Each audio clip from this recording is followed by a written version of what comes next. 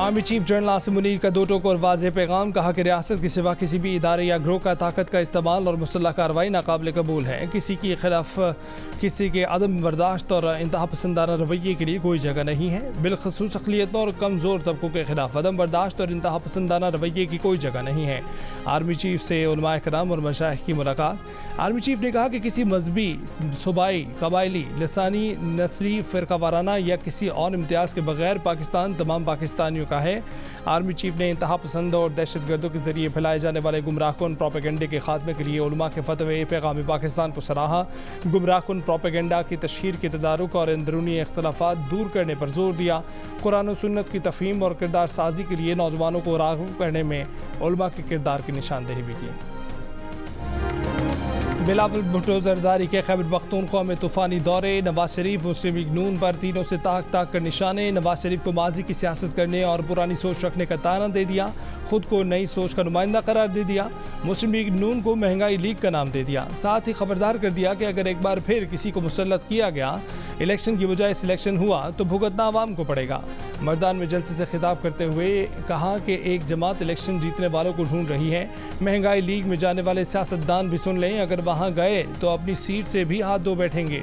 पुराने सियासतदानों के पास अवाम के मसाइल का हल नहीं है। महंगाई, गुर्बत और बेरोजगारी का हल सिर्फ पीपल्स पार्टी के पास है।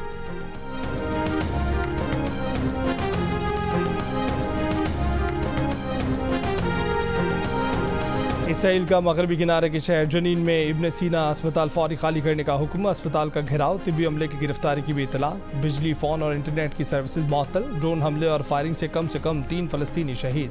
हमले का निशाना अल-शिफा अस्पताल के ICU में मौजूद तमाम मरीज दम तोड़ गए। एक रात में 22 फ़लस्तीनियों का इंतकाल हो गया। इसराइली वज़ीर आज़म नेतन्याहू ने दावा किया है कि इसराइली फ़ौजियों के पहुंचने से पहले हमास रहनुमा अल-शिफा अस्पताल से निकल गए थे। कहा कि यरग़मालियों की रिहाई हुई तो आर्जी जंगबंदी करेंगे। गजा के साहिली इलाके पर कब्जा नहीं करना चाहते।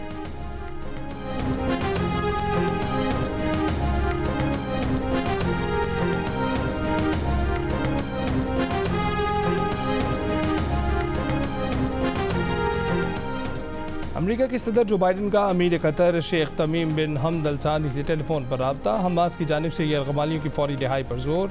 अमरीकी सदर ने कहा कि यरग़मालियों की रिहाई के माहिदे तक पहुँचने के लिए पुरुमीद है। 240 यरग़मालियों में 10 अमरीकी शहरी भी शामिल हैं। दुनियाई क्रिकेट पर किसकी हुक्मरानी होगी? कौन उठाएगा वर्ल्ड कप ट्रॉफी? इतवार को अहमदाबाद के स्टेडियम में 5 बार की चैंपियन ऑस्ट्रेलिया और 2 बार की चैंपियन मेज़बान भारतीय टीम मद्दे मुकाबिल होंगी।